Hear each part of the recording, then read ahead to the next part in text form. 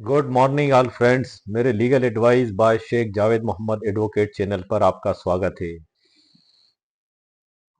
Police के खिलाफ court से एफआईआर का आदेश कैसे लें? बीएनएसएस 2023 की धारा 175 की उपधारा 3 और उसकी ड्राफ्टिंग और उसकी अर्जी आज के हमारे वीडियो का यही टॉपिक है।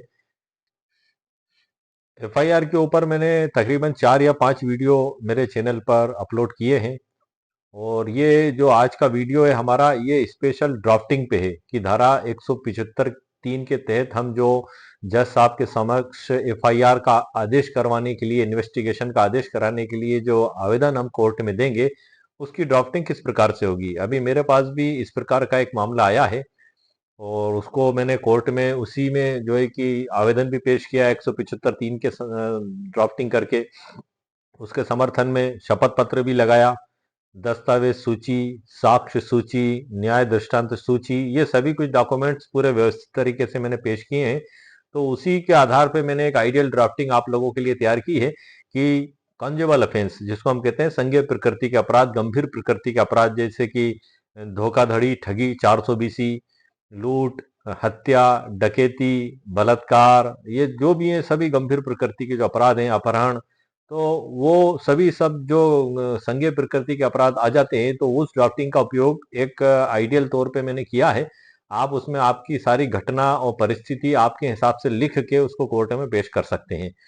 एक रास्ता दिखाने की कोशिश है, वो सिर्फ एक आइडियल ड्राफ्टिंग है। उसमें घटना मैंने 420 के केस के लिए है जो मेरे द्वारा कोर्ट में पेश किया गया था, लेकिन आपको आपके केस की घटना उसमें लिखना है। एक वो प्रारूप है, एक साँचा है, एक ढांचा मान लें आप उसको, क्योंकि अक्सर हमारे सामने परेशानी उत्पन्न होती है कि हम इसकी ड्राफ्टिंग कैसे करेंगे, कोर्ट में आवेदन हम किस प्रकार से पेश करेंगे, क्या शपथ पत्र की ड्राफ्टिंग होगी, कैसे न्याय दृष्टांत सूची लगाना है, दस्तावेज सूची लगाना है, साक्ष्य सूची लगाना है, वो सभी कुछ मैंने व्यवस्थित तौर के ई बुक व्यवस्थित तौर पे ई बुक पीडीएफ के अंदर तैयार करके रखा है और ई बुक पीडीएफ की लिंक इस वीडियो के नीचे डिस्क्रिप्शन बॉक्स में मेरे द्वारा दे दी गई है। उस ड्राफ्टिंग की ओर बढ़ने से पहले हम थोड़ी सी धारा 175 की उपधारा 3 पर चर्चा कर लेते हैं। अक्सर ऐसा हो जाता है व्यक्ति के साथ कि उसके साथ कोई संगीन वारदात हो जाती है और वो थाने पर रिपोर्ट लिखाने जाता है और उसकी रिपोर्ट नहीं लिखी जाती है, या रिपोर्ट लिखकर एफआईआर दर्ज कर ली जाती है और बाद में खात्मा खारिज रिपोर्ट पेश कर दी जाती है, जबकि वास्तव में उसके साथ संगीन वारदात हुई है। वो बेहद आहत और दुखी रहता है और यही समय एक बड़ा ही पीड़ादायी समय रहता है जब तक व्यक्ति को न्याय प्राप्त नहीं हो जाता है। एक व्यक्ति थाने पर गया रिपोर्ट लिखाने, उसके साथ गंभीर वारदात हुई, उसकी रिपोर्ट नहीं लिखी गई, तो जब तक उसको न्याय प्राप्त नहीं हो जाता, ये समय बड़ा ही दुखदायी और पीड़ादायक समय रहता है। इसी समय व्यक्ति को सब्र करने की आवश्यकता होती है और लगातार कोशिश करने की जरूरत होती है। उसमें कानूनी प्रावधान दिए गए हैं कि यदि थाना प्रभारी महोदय के द्वारा जो है कि आपकी रिपोर्ट को नहीं लिखा गया, तो धारा 173 की उपधारा 4 में प्रावधान बताए गए हैं कि आपको रजिस्टर्ड डाक से संबंधित पुलिस अधीक्षक महोदय को आवेदन देना होगा। वो उसकी जांच करेंगे और आपकी एफआईआर दर्ज कर ली जाएगी। यदि उनको लगता है तो नीचे के पुलिस अधिकारी को भी जांच के लिए नियुक्त कर सकते हैं और यदि उसके बाद भी आपकी एफआईआर दर्ज नहीं हो पाती है, तो इसी धारा 173 की उपधारा 4 के नीचे एक लाइन लिखी हुई है कि मजिस्ट्रेट को आप आवेदन दे सकेंगे, लेकिन इसमें सिर्फ आवेदन दे सकने का उल्लेख है, इसमें कोई पावर नहीं दी गई है। जो मजिस्ट्रेट की शक्ति के बारे में बताया गया है वो 175 की धारा 3 में बताया गया है, जिसमें जज साहब को इन्वेस्टिगेशन करने का आदेश देने की शक्ति है। तो हम उसमें आवेदन 175 की उपधारा 3 के तहत ही करेंगे। ये पहले 156 3 थी, दंड प्रक्रिया संहिता 1973 में। 1 जुलाई 2024 से बीएनएसएस 2023 लागू हो चुका है। कुल 531 धाराएं हैं इसमें, 39 अध्याय हैं और 2 अनुसूचियां हैं। संज्ञेय असंज्ञेय अपराध की सूचियां भी दी गई हैं, कॉन्जेबल ऑफेंस और नॉन कॉन्जेबल ऑफेंस। यहाँ थोड़ा सा मैं आपको बता दूं, ड्राफ्टिंग की ओर तो हम सर चल ही रहे हैं, लेकिन उस ड्राफ्टिंग में जाने से पहले मैं उसका थोड़ा सा आपको महत्वपूर्ण जानकारियां दे दूं, जो यदि आपके सामने कोई इस तरीके का मामला या प्रॉब्लम या समस्या है तो वो प्रॉब्लम आपकी हल हो सके। संज्ञेय अपराध क्या होते हैं सर? इसको अंग्रेजी में कॉन्जेबल ऑफेंस भी कहते हैं। इसको हम जो है कि सामान्य शब्दों में गंभीर प्रकृति का अपराध या संगीन अपराध जो कहते हैं, इसमें पुलिस अधिकारी वारंट के बिना गिरफ्तार कर सकता है और वारंट के बिना इसमें वो इन्वेस्टिगेशन भी करने के उनको अधिकार होते हैं। वारंट के बिना गिरफ्तार भी कर सकता है और बिगर जज साहब की अनुमति के इन्वेस्टिगेशन के भी उनको अधिकार होते हैं, यदि उनके थाना क्षेत्र के अंदर वो घटना घटित हुई है कॉन्जेबल ऑफेंस में। यदि थाना क्षेत्र के बाहर कोई घटना घटित हुई है उनके, और कोई व्यक्ति आके गंभीर प्रकृति के अपराध की रिपोर्ट उस थाने में लिखाता है जो उनके क्षेत्राधिकार में नहीं आती है, तो वो जीरो एफआईआर पर उसको दर्ज किया जाता है। आपने अक्सर सुना होगा कि जीरो एफआईआर, तो ये वही जीरो एफआईआर है। जीरो पे उसको दर्ज किया जाता है और उसके बाद उस संबंधित थाने को भेज दिया जाता है जिसके क्षेत्राधिकार में वो घटना घटित हुई है। फिर वहां के जो क्षेत्राधिकार में जो पुलिस अधिकारी महोदय हैं वो उसकी विधि अनुसार जांच करते हैं और पूरी जांच पूरी होने के बाद 193 बीएनएसएस 2023 के तहत चालान कोर्ट में पेश किया जाता है। चार्ज शीट या क्लोजर रिपोर्ट भी पेश कर सकते हैं या फिर चालान पेश कर सकते हैं। अभी मैं कॉन्जेबल ऑफेंस की डेफिनेशन बताइए, फिर नॉन कॉन्जेबल ऑफेंस की ओर बता दूं, उसके बाद फिर हम क्लोजर रिपोर्ट पर भी आ जाएंगे। नॉन कॉन्जेबल ऑफेंस वो होते हैं जिसमें पुलिस अधिकारी वारंटी के बिना किसी भी व्यक्ति को गिरफ्तार नहीं कर सकते हैं। और ये इसको इसमें जो रिपोर्ट लिखी जाती है वो एनसीआर रिपोर्ट लिखी जाती है, नॉन कॉन्जेबल रिपोर्ट, एनसी रिपोर्ट, और उसकी कॉपी उसको दे दी जाती है लिखकर। और कहा जाता है कि आप जज साहब के यहाँ मुकदमा आप लगा सकते हैं। तो उसमें फिर आप वकील साहब को करके और फिर प्राइवेट मुकदमा, जिसे हम परिवाद पत्र भी कहते हैं, कंप्लेंट भी कहते हैं, वो लगाई जाती है। उसमें भी यदि जज साहब को लगता है कि मामला नॉन कॉन्जेबल नहीं कॉन्जेबल है, मतलब सामान्य प्रकृति का नहीं गंभीर प्रकृति का है, तो उसमें भी 175(3) के तहत इन्वेस्टिगेशन का आदेश दिया जा सकता है। और जब उसमें भी यदि इन्वेस्टिगेशन का आदेश दे दिया गया है जज साहब के द्वारा, तो फिर थाना प्रभारी एसएचओ जो है उनके द्वारा उसमें एफआईआर दर्ज की जाएगी और उसके बाद इन्वेस्टिगेशन प्रारंभ भी किया जाएगा, क्योंकि इन्वेस्टिगेशन बिना एफआईआर दर्ज करे संज्ञेय प्रकृति के अपराधों में नहीं किया जा सकता। इन्वेस्टिगेशन की पावर संज्ञेय प्रकृति के अपराधों में एफआईआर दर्ज करने के बाद ही होती है। और जब जज साहब इन्वेस्टिगेशन का आदेश करते हैं तो पहले एफआईआर दर्ज होती है, उसके बाद उसका इन्वेस्टिगेशन प्रारंभ होता है। यहाँ पर आप ध्यान रखिएगा। अब जब 193 के तहत पूरा इन्वेस्टिगेशन पूरा कर लिया जाता है तो 193 की उपधारा 3 के तहत कोर्ट में चालान पेश किया जाता है, या उसको हम चार्ज शीट या चालान भी कहते हैं। कुल इसमें 8 वो दिए हुए हैं 193 की उपधारा 3 में। उन पेराओं में वो बातें जो लिखी जाती हैं उन सब के साथ उनके गवाहों की सूची, नक्शा मौका और मेडिकल रिपोर्ट, जब्ती पत्रक, गिरफ्तारी पत्रक और मेमोरेंडम, और उसके बाद जो है कि एफआईआर 173 के तहत और फिर फाइनल रिपोर्ट, ये सब कुछ तैयार करके कोर्ट में पेश किया जाता है। उसके बाद फिर ट्रायल चालू होता है। मुलजिमों को भी साथ में लाया जाता है और उनकी जमानत, यदि वो जमानती अपराध है तो जज साहब के द्वारा जमानत ले ली जाती है, और यदि जमानती अपराध नहीं तो उनको जेल भेज दिया जाता है। फिर वो आगे उसके बाद फिर जो है कि अगली कोर्ट से वो जहां से भी जमानत वो प्राप्त करके अगर बाहर आते हैं, फिर उसके बाद फिर चार्ज लगाया जाता है। चार्ज लगाने के बाद फिर एविडेंस चालू होता है, उसके बाद मुलजिम बयान होते हैं, उसके बाद अंतिम तर्क और आखिरी फैसला होता है। तो ये तो सर आपकी हो गई प्रोसेस। ये कब होगा? जब पुलिस चालान पेश कर देगी। कई बार ऐसा भी होता है कि पुलिस अधिकारी महोदय के द्वारा चालान पेश नहीं करते हुए खात्मा खारजा रिपोर्ट पेश कर दी जाती है, जिससे फरियादी असंतुष्ट रहता है। फरियादी का ये कहना है कि मेरे साथ गंभीर वारदात हुई थी और इसमें खात्मा खारजा भला कैसे लगा दिया। तब वो उस समय वो क्या करेगा?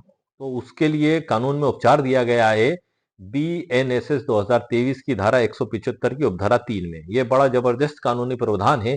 इसमें यदि वहां पर आपकी एफआईआर दर्ज नहीं हुई है तो आप कोर्ट में जुडिशियल मजिस्ट्रेट फर्स्ट क्लास के समक्ष आवेदन देकर उनसे भी इन्वेस्टिगेशन की आप मांग कर सकते हैं। उसी की ड्राफ्टिंग को, मुख्य वीडियो हमारा उसी टॉपिक पर है। वो जो ड्राफ्टिंग मैंने तैयार करके रखी है पूरी व्यवस्थित तरीके से मैंने आपके लिए तैयार करके रखी है सर। आप उसको घटना के साथ तैयार करके रखी है। उसको आगे बढ़ने से पहले मैं आपको ये और बता दूं कि धारा 173 एफआईआर इसको इसी के तहत दर्ज की जाती है। पहले ये 154 थी दंड प्रक्रिया संहिता 1973 में, और अब धारा 173 में इसको कर दिया गया है। 173 क्या है? एफआईआर पे हम चर्चा कर रहे हैं क्योंकि हम कोर्ट में जज साहब से आदेश करवाने जा रहे हैं जिस चीज का, तो उसके बारे में भी हमें थोड़ा सा जान और समझ लेना चाहिए। उसके बारे में मैं आपको संक्षिप्त में बता दूं कि 173 बीएनएसएस 2023 की धारा उपधारा 1 में ये बताया गया है कि यदि कोई कॉन्जेबल ऑफेंस की सूचना थाने पर प्राप्त होती है तो बिना क्षेत्र का विचार किए ये नहीं देखा जाएगा कि ये घटना कहाँ हुई। मतलब वो थाने वाले या थाने प्रभारी अधिकारी महोदय ये नहीं देखेंगे कि भाई ये उस थाने के क्षेत्र में हुई है तो आप वहां जाके रिपोर्ट लिखाएं, हम नहीं लिखेंगे। ऐसा नहीं है सर, ऐसा पहले बहुत हुआ है, मगर उस समय भी सर्वोच्च न्यायालय ने दिशा निर्देश दिए हैं इसमें भी। जैसे कि एक ललिता कुमारी विरुद्ध उत्तर प्रदेश सरकार, और जो है कि 13 नवंबर 2013 का ये एक लैंडमार्क जजमेंट है। इसमें बताया गया है कि यदि कोई संज्ञेय प्रकृति का अपराध होता है तो उसमें थाने पर एफआईआर दर्ज करना अनिवार्य है। और यदि कॉन्जेबल ऑफेंस से गंभीर प्रकृति का अपराध है और उसमें एफआईआर को नहीं लिखा गया है तो संबंधित पुलिस अधिकारी के खिलाफ भी कानूनी कार्रवाई किए जाने के उसमें निर्देश दिए गए हैं। ये सर्वोच्च न्यायालय का लैंडमार्क जजमेंट है। 5 जजों की पीठ के द्वारा कॉन्स्टिट्यूशनल जजमेंट ये पारित किया गया और बड़े सख्त दिशा निर्देश भी दिए गए। ये कब का है सर? 2013 का। बीएनएसएस 2023 लागू होने से पहला का। उस समय भी ये स्थितियां थी कि ऐसा हो जाता था, तो ये जजमेंट पारित किया गया और जब ऐसे जजमेंट आए और उसको अंत में फिर रूप नया दिया गया और 173 में उसको शामिल ही कर लिया गया। 173 की उपधारा 1 में क्षेत्राधिकार पर विचार किए बिना शब्द आया है सर। जुरिडिक्शन पर विचार किए बिना उस रिपोर्ट को दर्ज किया जाएगा। तो ये 173 की उपधारा 1 में ये शामिल कर लिया गया है। अब जिसके साथ घटना घटित हुई है तो थाने पर रिपोर्ट किस प्रकार से दे सकता है? कुल 3 प्रकार से दे सकता है। नंबर 1 मौखिक, नंबर 2 लिखित और तीसरा इलेक्ट्रॉनिक संसूचना के द्वारा। यदि वो मौखिक देता है या लिखित देता है तो थाने पर उसको पढ़कर सुनाई जाती है, उसके बाद उसके दस्तखत लिए जाते हैं एफआईआर में और उनके रजिस्टर में दर्ज की जाती है और 173 के तहत उसको उसकी एक कॉपी निःशुल्क दी जाती है। ये प्रावधान इसमें बनाए गए हैं और यदि इलेक्ट्रॉनिक संसूचना से दी जाती है तो 3 दिन के अंदर उसको वहां पर जाकर थाने पर उस पर दस्तखत करना होंगे, उसके बाद उसमें जांच प्रारंभ होगी। इसकी उपधारा 2 में 173 की उपधारा 2 में बताया गया है कि धारा 62 से लेकर 74, 79 और 124 जो महिलाओं से संबंधित अपराध हैं, यदि ऐसा कोई अपराध होता है तो महिला पुलिस अधिकारी के द्वारा ही उसके बयान लिए जाएंगे। ये इसमें विशेष प्रावधान दिया गया है। इसी प्रकार से यही धाराएं जो 62, 63, 64, 65, 66, 67, 68, 69, 70, 71, 72, 73, 74, ऐसे 78, 79 और 124 तो ये अपराध हैं। और यदि वो जो पीड़ित है वो कोई अस्थायी रूप से विकलांग है, स्थायी रूप से विकलांग है या दिव्यांग है तो उसके बयान उसके घर पर ही जाकर नोट करे जाएंगे या वो जिस स्थान पर आसानी से आ सकता है वहां पर नोट किए जाएंगे। एक ट्रांसलेटर को साथ में लेकर जाया जाएगा द्विभाषीय को, ताकि यदि वो बोलने में असमर्थ है तो वो बताएगा, उस हिसाब से नोट करे जाएंगे। इसी में आगे बताया गया है इसकी उपधारा में 186 की उपधारा 3 के तहत उसके बयान मजिस्ट्रेट के समक्ष तुरंत दर्ज किए जाएंगे, वीडियोग्राफी की जाएगी उसकी और उसकी कॉपी की निःशुल्क प्रति उसको दी जाएगी। महिलाओं से संबंधित जो अपराध है तो 2 माह के अंदर उसमें पूरा इन्वेस्टिगेशन पूरा करना होगा। वैसे सामान्यता जो है कि 193 में ऐसे कोई लिमिटेशन नहीं दी गई है इन्वेस्टिगेशन की कि कितने समय में पूरा किया जाएगा, 90 दिन में या 60 दिन में, जो नहीं उसमें 195 में। लेकिन उसमें एक जरूर बताया गया है 193 की उपधारा 9 में जो फर्दर इन्वेस्टिगेशन होता है वो 90 दिन के अंदर किया जाएगा। ये जरूर एक प्रतिबंध लगाया गया है कि यदि कोर्ट में चालान पेश कर दिया गया है और उसके बाद भी जज साहब के द्वारा उसमें इन्वेस्टिगेशन के आदेश दे दिए गए हैं तो उसमें 90 दिन के अंदर उनको पूरी जांच करना होगी। यदि कोई विशेष कारण हुआ तो उनको जज साहब को बताना होगा और जज साहब को यदि उचित लगता है तो वो कुछ समय उसमें बढ़ा सकते हैं, लेकिन टाइम लिमिट इसमें बिल्कुल बता दी गई है। फर्दर इन्वेस्टिगेशन, फर्दर में सर आगे बढ़ने से पहले छोटी छोटी जानकारियां आपको दे दूं क्योंकि बड़ी महत्वपूर्ण जानकारियां। फर्दर इन्वेस्टिगेशन जो है कि अतिरिक्त जांच, अग्रिम जांच, ये हर व्यक्ति को अधिकार है। वो व्यक्ति यदि क्लोजर रिपोर्ट पेश कर दी गई, अब मैंने आपको अभी बताया था कि जैसे या तो चालान पेश करती है पुलिस 193 के तहत पूरा अनुसंधान करने के बाद, या तो चार्जशीट मतलब चालान या क्लोजर रिपोर्ट, खात्मा खारिजा रिपोर्ट। अब यदि कोई व्यक्ति उस खात्मा खारिजा रिपोर्ट से असंतुष्टि भी है तो उसके सामने एक रास्ता और ये भी होता है कि वो एक प्रोटेस्ट याचिका उसमें दाखिल कर सकता है। प्रोटेस्ट याचिका पर एक स्पेशल वीडियो मैंने मेरे चैनल पर अभी परसों ही अपलोड किया है, उसकी ई बुक पीडीएफ भी मैंने तैयार की है पूरी डिटेल के साथ। उसमें बड़ी महत्वपूर्ण कानूनी जानकारियां भी दी गई हैं और उसी वीडियो के नीचे डिस्क्रिप्शन बॉक्स में उसकी लिंक मौजूद है। फर्दर इन्वेस्टिगेशन 193 की उपधारा 9 के तहत आप आवेदन दे सकते हैं। उसके आवेदन की ड्राफ्टिंग कैसी होगी, क्या उसमें कानूनी बातों का आपको ध्यान रखना होगा, इस पे भी मैं स्पेशल वीडियो बना चुका हूं जो मेरे चैनल पर अपलोडेड है और ये भी कल ही अपलोड किया है और उसी वीडियो के नीचे डिस्क्रिप्शन बॉक्स में उसकी ई बुक की लिंक भी मौजूद है। अब हम जो बात कर रहे हैं इससे हट के बात कर रहे हैं हम कि आपने, ये वो कंडीशन होती है, यहाँ पे मैं थोड़ा सा आपको शॉर्ट में बता दूं कि कभी कभी ऐसा होता है कि व्यक्ति के द्वारा 175(3) बीएनएसएस 2023 की एप्लीकेशन कोर्ट में पेश कर दी गई। जज साहब के द्वारा उसमें पुलिस रिपोर्ट का आदेश भी कर दिया गया। अब मामला इस स्तर पर है, यहाँ पर मामला चल ही रहा है, तो या तो आपकी एफआईआर दर्ज हुई नहीं है, आपने यहाँ पेश की और ये जज साहब के आदेश से एफआईआर दर्ज होती है तो फिर पूरा इन्वेस्टिगेशन होगा, चालान कंप्लीट करके कोर्ट में पेश किया जाएगा। तो ये चीज तो हो गई सर एक अलग तरीके की, लेकिन इससे भी हटके कभी कभी हालात बन जाते हैं। जैसा कि मैंने मेरे पिछले वीडियो में भी बताया था आपको एक प्रैक्टिकली उदाहरण मैं आपको इसलिए दे रहा हूं क्योंकि हम बात कर रहे हैं संज्ञेय प्रकृति के अपराध पर, और धारा 175 की उपधारा 3 पर कि हम कोर्ट में आवेदन पेश करेंगे एफआईआर दर्ज करवाने के लिए कि इन्वेस्टिगेशन का आदेश किया जाए। तो ये उसी घटना से संबंधित उदाहरण है कॉन्जिबल ऑफेंस का, जो मैं आपको देने जा रहा हूं, धारा 420, जिसको 318 कर दिया गया है बीएनएसएस 2023 में। इसको 318 1 2 3 4 में बांटा गया है। तो उपधारा 4 जो है वो उसमें भी 7 साल की सजा और गंभीर प्रकृति के अपराध में उसको माना गया है। तो यदि ऐसी घटना आपके साथ हुई है, मैं थोड़ा सा आपको डिफरेंट कंडीशन बता रहा हूँ, आपने थाने पर रिपोर्ट डाली और आपकी एफआईआर दर्ज हो गई, और एफआईआर दर्ज होने के बाद पता लग रहा है कि 6 महीने साल भर तक कुछ भी कार्रवाई नहीं हुई और साल भर बाद अचानक खात्मा खारिजा रिपोर्ट तो आपको कोर्ट में पेश कर दी गई, और आपकी 175(3) पहले से विचाराधीन ही है, तो जज साहब उसमें भी संज्ञान ले सकते हैं या उस खात्मा खारिजा रिपोर्ट को निरस्त करके फर्दर इन्वेस्टिगेशन का भी आदेश कर सकते हैं। उसमें उस समय भी आप जो खात्मा खारिजा रिपोर्ट यदि कोर्ट में पेश कर दी गई है तो आप उसी समय प्रोटेस्ट याचिका लगा दें, जो मैंने वीडियो में पूरी जानकारी दी है, पिछले वीडियो में ड्राफ्टिंग के साथ जानकारी दी है, आप उसको देख सकते हैं बतौर उदाहरण के। और आप उसमें फर्दर इन्वेस्टिगेशन के लिए भी आप मांग कर लें, 193 की उपधारा 9 के तहत आप आवेदन लगा दें, जज साहब से निवेदन करें कि सर ये खात्मा खारिजा रिपोर्ट, क्लोजर रिपोर्ट गलत तरीके से पेश की गई है, इसको निरस्त किया जाए और इसमें फर्दर इन्वेस्टिगेशन इन मुद्दों पर करवाया जाए। आपको कानूनी अधिकार मौजूद है, आगे जज साहब देखेंगे गुण दोषों के आधार पर जो भी फैसला हो। यदि वहां से आपके पक्ष में होता है तो ठीक है, अगर पक्ष में नहीं होता तो फिर हाई कोर्ट है, आप 482 के तहत याचिका लगा सकते हैं। उसके बाद सर्वोच्च न्यायालय भी है, क्योंकि सर आपको धैर्य और साहस से तो काम लेना ही होगा, क्योंकि आप यदि हिम्मत हार गए तो आपको कोई घर बैठकर न्याय दिलाने नहीं आएगा, आपको ही भागदौड़ करना होगी। इसी में मैंने मोटिवेशनल लाइन कही है। इसीलिए सर इन हालातों को जो मैंने अभी आपको बताया, इनसे निपटने के लिए हमें हौसला और हिम्मत रखना जरूरी है। इसलिए मैंने मेरे पिछले वीडियो में भी ये मोटिवेशनल लाइन कही है आपको बताने के लिए कि जब उम्मीद के सब रास्ते बंद हो और अन्याय का अंधेरा हो घना, तब याद रखना कानून की मशाल अभी भी जली है। यह जंग लड़ने का हौसला रखो, जीत अभी भी आपकी गली में खड़ी है।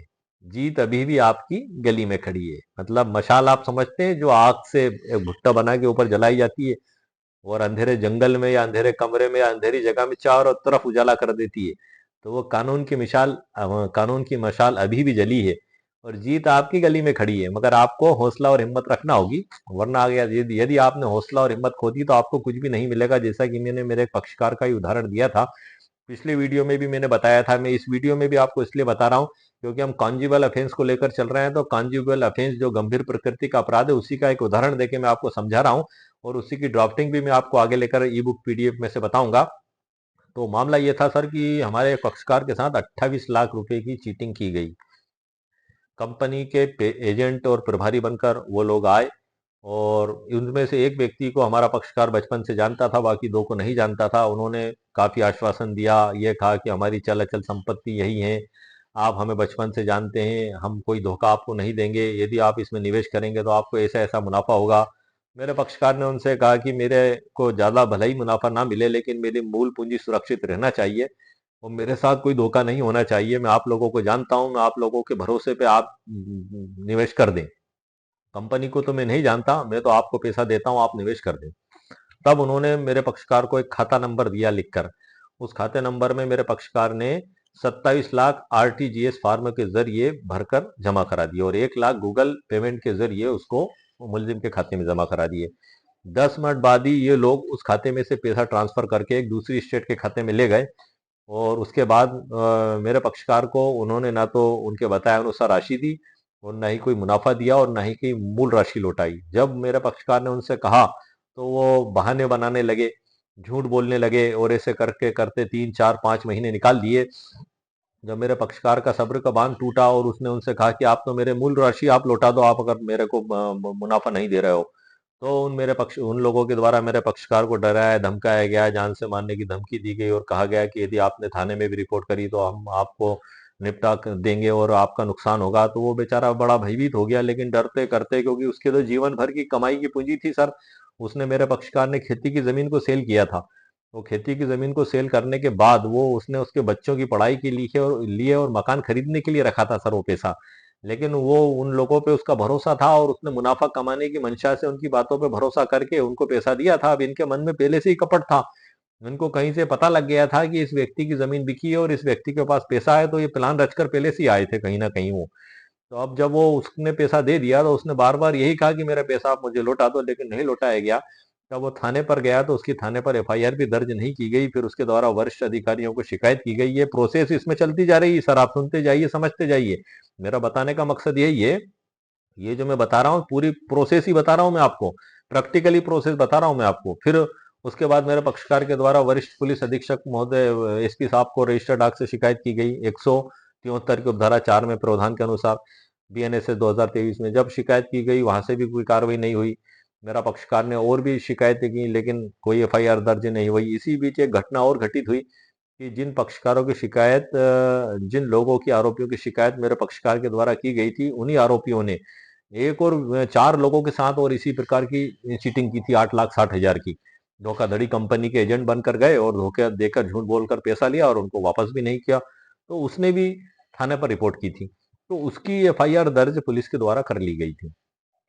और उसके 10 दिन बाद ही फिर मेरे पक्षकार की भी एफआईआर दर्ज की गई। वो क्यों दर्ज की गई पता नहीं, या तो उसकी कर ली तो उसको देख के वो दर्ज कर ली, क्योंकि वो जब नेचुरल तरीके से मेरा पक्षकार गया था तो उसकी एफआईआर दर्ज नहीं की गई थी। अब ये जो एफआईआर 8,60,000 की दर्ज की गई तो इसमें पुलिस के द्वारा तुरंत कार्रवाई की गई।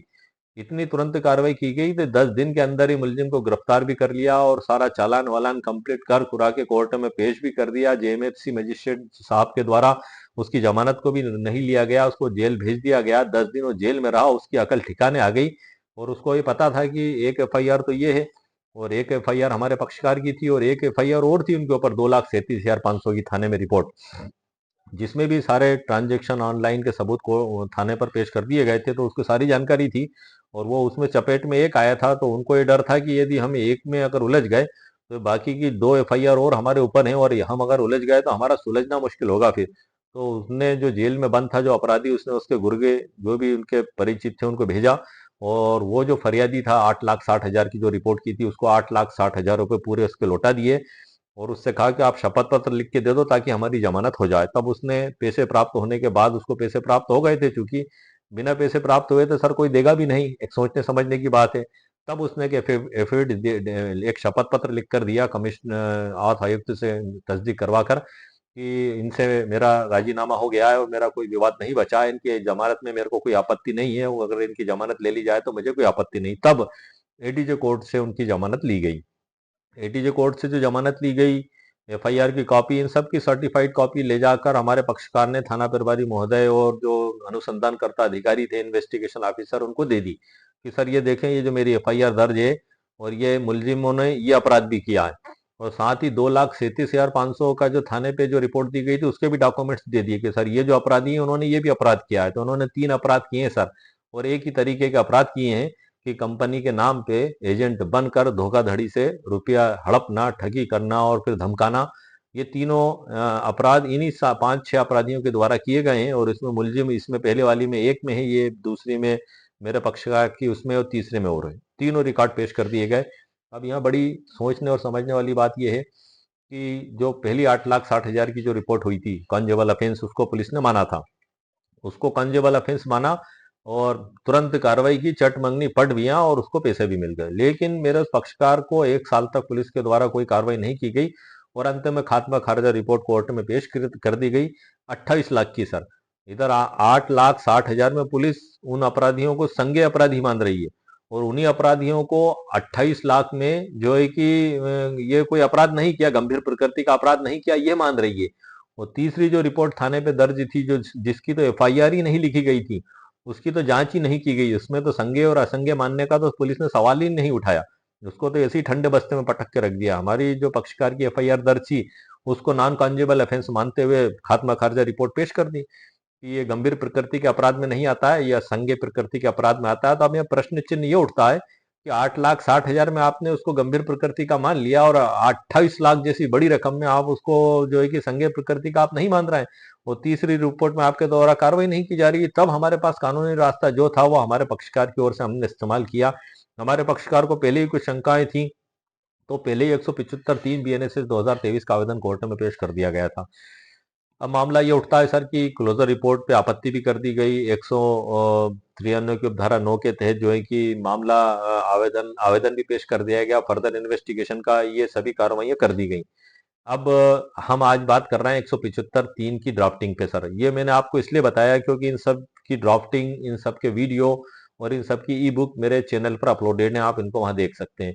तो ये मैंने आपको एक प्राथमिक तौर पर जानकारी दे दी है सर की, क्योंकि ऐसी स्थिति कई बार हो जाती है। अब उसमें हमारे पास क्या रास्ता हो सकता है, हम उसका इस्तेमाल हम करें, क्योंकि फैसला करने वाला तो वो ऊपर वाला है सर। अगर कोई अनजस्टिस हुआ है और कोई व्यक्ति किसी के पैसे खाकर यदि खुश है, तो ऊपर वाला सब देख रहा है सर। उसके यहाँ भी जस्टिस है और उसके यहाँ सिर्फ डायरेक्ट एग्जीक्यूशन ही होता है। यहाँ कोर्ट में तो हम मुकदमा लड़ते हैं जज साहब के समक्ष, जीतते हैं, जीतने के बाद फिर हम एग्जीक्यूशन कराते हैं। आदेश 21 नियम 11 सिविल प्रक्रिया संहिता 1908 सिविल प्रक्रिया संहिता का नाम ले दिया मैंने।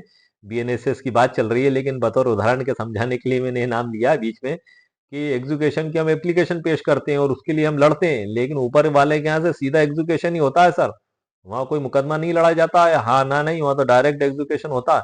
तो इसलिए उसकी लाठी में आवाज भी नहीं है, न्याय व्यक्ति को जरूर मिलता है। तो वो हमारा पक्षकार परेशान जरूर है, लेकिन उम्मीद है कि उसको न्याय सर प्राप्त होगा। हमने उसको ढांढस बताया, मैंने कि आप हिम्मत रखें, 28 लाख जैसी बड़ी रकम इनके द्वारा चीटिंग की गई है और उसको खाने के तमाम हथकंडे ये लोग अपना रहे हैं, तो आप चिंता ना करें। उसमें मेरे पक्षकार ने पुलिस अधिकारियों से निवेदन भी किया।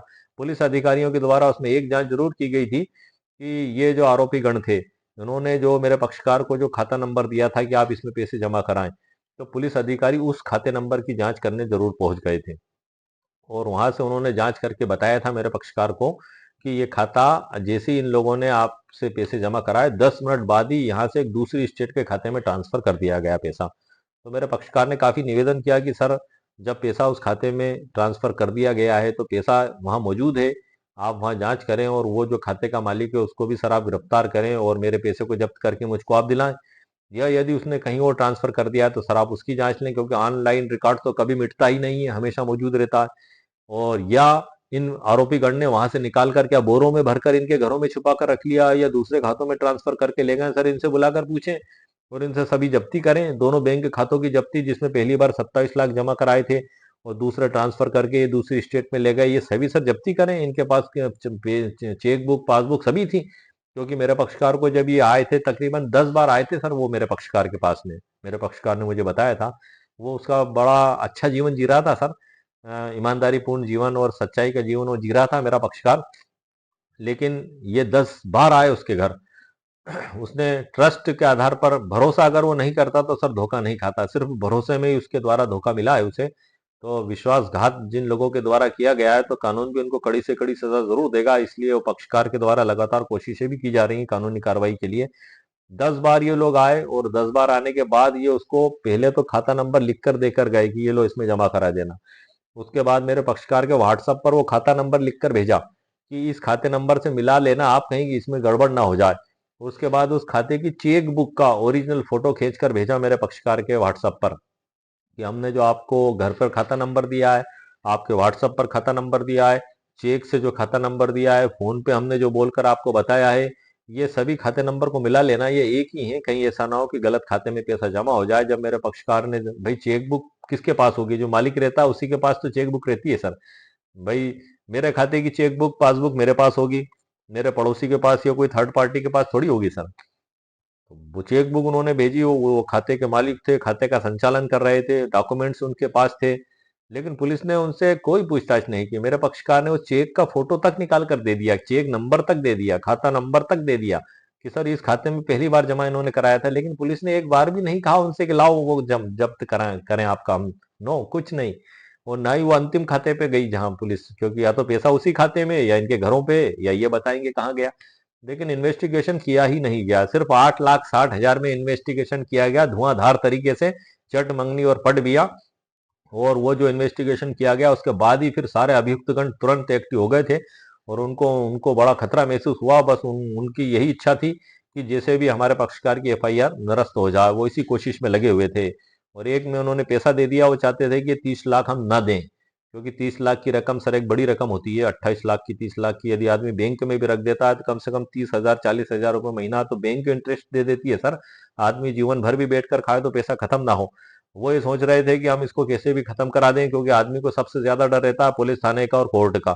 अगर दो ही जगह से उन्हें क्लीन चिट मिल जाए तो भला फिर उनको कौन रोकने वाला है, वो किससे डरने वाले हैं। और अपराधियों के यदि हौसले बढ़ेंगे तो अपराध बढ़ेगा, अपराधियों के हौसले घटेंगे तो अपराध घटेगा।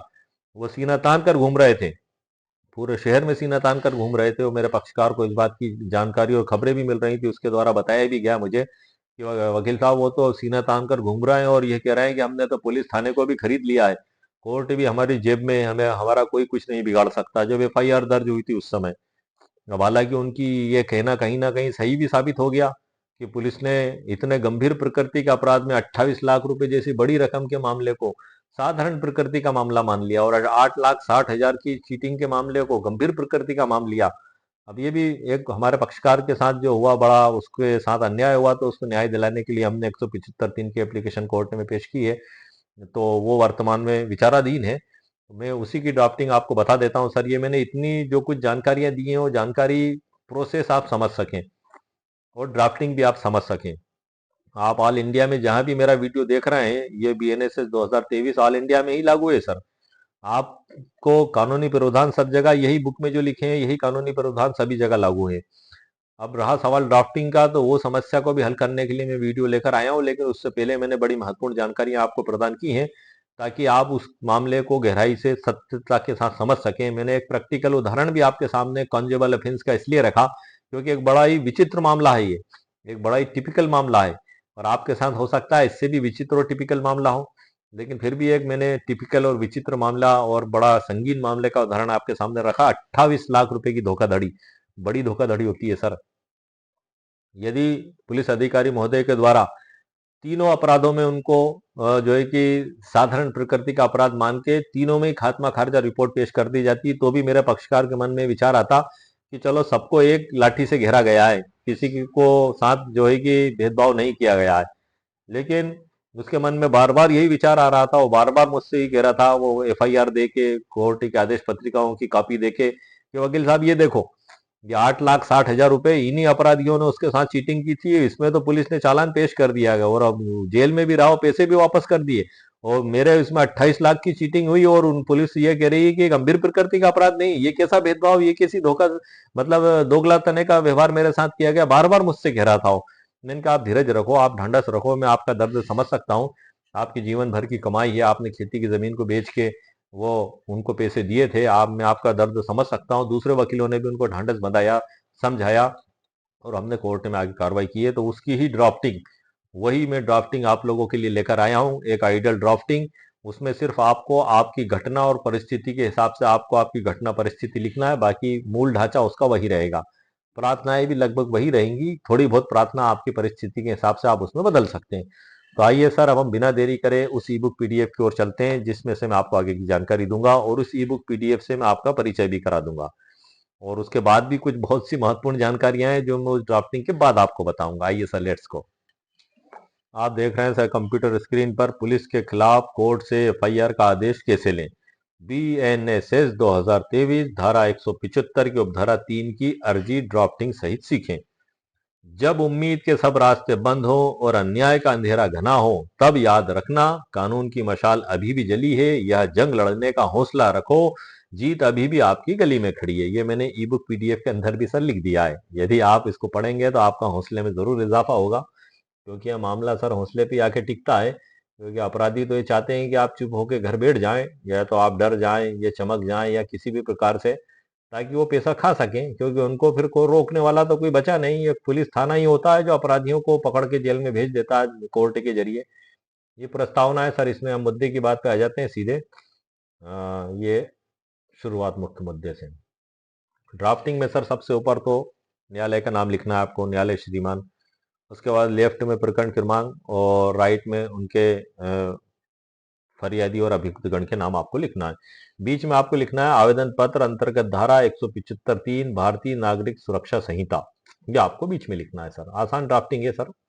उसके बाद ये माननीय महोदय करके उससे पहला आपको ये लिखना है कि घटना दिनांक आप लिख दें। जो भी काल्पनिक घटना मैंने इसमें लिख दी है, आप आपके हिसाब से जो भी काल्पनिक घटना हो यहाँ पे लिख सकते हैं। ये मैंने एक काल्पनिक तारीख लिखी थी, मैं डेट डेट कर देता हूँ ताकि आपको समझ में आ जाएगा। उसमें धाराएं हमने लिखी थी कि ये हमारे केस चूंकि 420 और धोखाधड़ी, ठगी, धौंस धपट से संबंधित था। यदि आपका मामला मर्डर, लूट, डकैती, चोरी, बलात्कार या फाइनेंशियल से संबंधित है तो उस प्रकार से आप वहां धाराएं आपकी लिख सकते हैं। आवेदित धाराएं भारतीय न्याय संहिता बीएनएस 2023 की संशोधित धाराएं 318 की उपधारा 4, 319, 61 की उपधारा 2, 316 की उपधारा 5, 6, 7, 8, 9, 351 की उपधारा 1, 3, 336 की उपधारा 1, 3। और ये जो भारतीय दंड संहिता में धाराएं जो पहले थी उसमें 420 थी, 120 भी थी, 409, 34, 406, 506, 467, 468, 471 और सूचना प्रौद्योगिकी अधिनियम आईटी एक्ट 2000 की धारा 66D, 67, 68 और 69। ये हमको ऊपर लिख देना है घटना दिनांक और उसमें ये धाराएं प्रारंभ में कि इसके अंतर्गत ये आवेदन हमारा पेश है। उसके बाद माननीय महोदय करके हमें लिखना है कि आवेदक का आवेदन पत्र निम्नानुसार सादर प्रेषित है। नंबर 1, हम क्षेत्राधिकार पर बात इसमें लिखेंगे। ये मैंने हाईलाइट कर दिया। ये क्षेत्राधिकार आप भले ही ना लिखें, आपको समझाने के लिए मैंने हाईलाइट करके लिख दिया, अलग अलग पैराओं में बांट के। नंबर 1 हम लिखेंगे यह कि आवेदक देश कर दिया इस जगह का निवासी है। संपूर्ण धोखाधड़ी, ठगी और आपराधिक न्यास भंग की घटना थाना क्षेत्र जगह छोड़ दिए मैंने घटित हुई है जिसमें 28 लाख की हानि हुई है।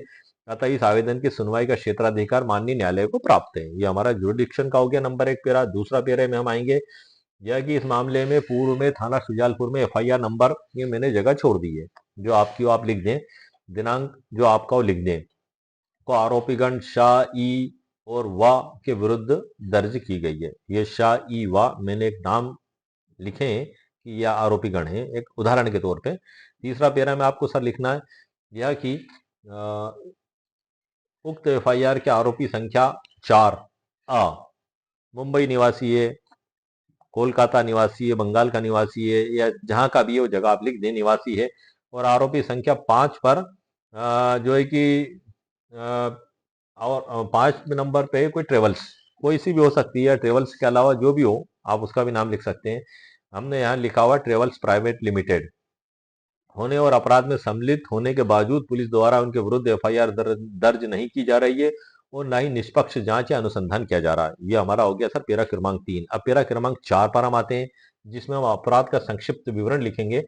उसको हमें इस प्रकार से लिखना है कि यह कि आरोपीगण शाह ई और वाह ने जो भी माह हो सर और जो भी सन हो आप यहाँ लिख दें। ये मैंने काल्पनिक रूप से लिखा है मगर यहाँ मैं डेट डेश इसलिए कर रहा हूँ ताकि आप इसको समझ सकें कि हाँ ये हमें यहाँ पे इस प्रकार से माह और समय लिखना है। तो ये मैंने सर इसको डेट डेश कर दिया है कि इस माह पे और इस समय में और जो भी जगह हो सर आपका जो भी स्थान हो आप उसको स्थान को वहाँ पे लिख दें। ये मैंने इसमें स्थान भी डेट डेश कर दिया है में स्थित। और जो है कि इसमें आप जो भी कंपनी का जो भी नाम आप लिखना चाहें यहाँ पे आप नाम लिख दें कि कंपनी के एजेंट बनकर आए और आवेदक को यह बताकर उकसाए कि वे निवेशित राशि पर 10% मासिक लाभ देंगे या 14 महीने में राशि आपकी 3 गुना हो जाएगी, ऐसा उनका बताना था। ये आपने चौथा पेरा हो गया। पांचवा पेरा है सर हमारा इसमें यह कि आरोपीगण ने विश्वास दिलाया कि वे स्थानीय निवासी हैं और राशि की वापसी के लिए जवाबदेह हैं, मतलब वो जिम्मेदार थे कि यदि आपको कोई नुकसान होता है तो पूरी राशि आप हमसे ले लेना, ऐसी उनसे गारंटी भी ली गई थी। इसी बात की पुष्टि आरोपी आप मुंबई का जो भी आरोपी था या बंगाल का हो, ये मैं इसको भी डेट डेश कर देता हूँ, जहां का भी हो आप उस घटना के हिसाब से उसको आप लिख दें, ने जूम मीटिंग के माध्यम से की थी इसी बात की तस्दीक। छठा पेरा है सर हमारे ड्राफ्टिंग का यह कि आरोपीगण ने आवेदक को जगह छोड़ दी मैंने कि एक बैंक खाते में राशि जमा करने हेतु प्रेरित किया। वो जो घर पे जो पक्षकार को खाता देकर गए थे उसमें प्रेरित किया और आरोपी शाह ने बार बार व्हाट्सएप के माध्यम से खाता संख्या की पुष्टि की और चेकबुक का फोटो भी भेजा। ये पेरा क्रमांक 6 हो गया। सातवां पेरा है हमारा इसका ड्राफ्टिंग का यह कि ये 175 की उपधारा 3 कोर्ट में जज साहब से एफआईआर का आदेश हम कैसे करवाएं, उसकी ड्राफ्टिंग चल रही है सर, बड़ी महत्वपूर्ण मामला है, आप ध्यान से सुनिएगा। सातवां पेरा है हमारा यह कि आवेदक ने आरोपीगण को पर विश्वास रखते हुए जो भी दिनांक को आप यहाँ पर सर दिनांक लिख दें, मैंने इसको भी निर्देश कर दिया ताकि आपको याद रहे। आरटीजीएस के माध्यम से 27 लाख रुपए और बाद में गूगल पेमेंट के माध्यम से 1 लाख रुपए जमा करवाए। इस प्रकार कुल 28 लाख रुपए उन आरोपीगण को दे दिए गए। ये हमारा पेरा 7 हो गया। आठवां पेरा है हमारा यह कि पैसा मिलने के बाद आरोपीगण ने ना तो मासिक लाभ दिया और ना ही 14 माह बाद 3 गुना राशि वापस की। पूछने पर वे बहाने बनाने लगे। ये पेरा क्रमांक 8 हो गया। पेरा क्रमांक 9 है हमारा सर यह कि पुलिस के अनुसार आवेदक के 27 लाख रुपए उनके बैंक खाते से आरोपी संख्या 5 अब आरोपी संख्या 5 में सर जो भी हो एक काल्पनिक नाम रा लिखा गया है इसमें मेरे द्वारा, रा ट्रेवल्स। अब वो जो भी हो आपका, जो भी हो यहाँ आप आपके हिसाब से लिख सकते हैं, निर्दिष्ट कर दिया के खाते में हस्तांतरित कर दिए गए। जैसा मैंने आपको वीडियो के प्रारंभ में बताया था, यह स्पष्ट करता है कि आरोपी आ और रा ट्रेवल्स भी आपराधिक षड्यंत्र में पूर्ण रूप से शामिल है। ये हम न्यायालय में जज साहब के समक्ष पेश करने वाले आवेदन पर चर्चा कर रहे हैं सर, हम आप ध्यान रखिएगा। पेरा क्रमांक 10 में हम इसमें लिखेंगे यह कि दिनांक 18 अगस्त 2023 को ये तारीख सर आप आपके हिसाब से लिख सकते हैं, मैं डेट कर दूं ताकि आपको कंफ्यूजन ना हो और आपको पता लग जाए कि हाँ डेट वाली जगह पर आपको आपकी घटना की तारीख लिखना है। यह कि दिनांक को जब आवेदक ने होटल में आरोपी गण से पैसे मांगे, ये होटल मतलब ये वापस लोगों को ठगने के लिए होटल में आए थे मीटिंग करने के लिए, तो वो उसमें हमारे पक्षकार को खबर मिली थी तो गया था और मांगे थे तो वहां भी नहीं दिए और बल्कि धमकाया, वो पेरा भी हमने लिख दिया। पैसे मांगे तो आरोपी करने से और उसके परिवार को जान से मारने की धमकी दी और झूठे केस में फंसाने की धमकी दी। ये हो गया सर हमारा। इसके बाद पेरा क्रमांक 11 पे आ जाते हैं, पुलिस द्वारा की गई अनियमितताएं भी थोड़ा जज साहब को बताना होंगी कि आखिर आप क्यों एफआईआर का आदेश करवाना चाहते हैं और क्या जांच में कमी रही और कैसे ये गंभीर प्रकृति का, तो पेरा क्रमांक 11 में है यह कि पुलिस थाना ने राजनीतिक और आबलिक पेशों के प्रभाव में आकर केवल 3 आरोपियों शाह ई वा के विरुद्ध एफआईआर दर्ज की, धारा 420, 506, 34 आईपीसी के तहत। पेरा क्रमांक 12 में हमें ये लिखना है यह कि अन्य 2 आरोपीगण आ और रा ट्रेवल्स के विरुद्ध कोई अनुसंधान नहीं किया जा रहा है जिससे वे खुलेआम घूम रहे हैं और साक्ष्यों को नष्ट कर रहे हैं। पेरा क्रमांक 13 में लिखना है हमें यह कि पुलिस द्वारा सही तरीके से अनुसंधान नहीं किया गया है। और उसके बाद ये निवेदन विशेष तौर से आप ध्यान रखें जो इसमें मैं आपको बताने जा रहा हूं। नंबर 1 है उसमें अपराध में इस्तेमाल मोबाइल फोन, बैंक खाते की चेकबुक, पासबुक जब्त नहीं की गई है। नंबर 1 हो गया। नंबर 2 है सर इसमें साक्षीगण के बयान दर्ज नहीं किए गए। तीसरा, अपराध में हस्तांतरित 28 लाख की राशि को जब्त करने का कोई प्रयास नहीं किया गया।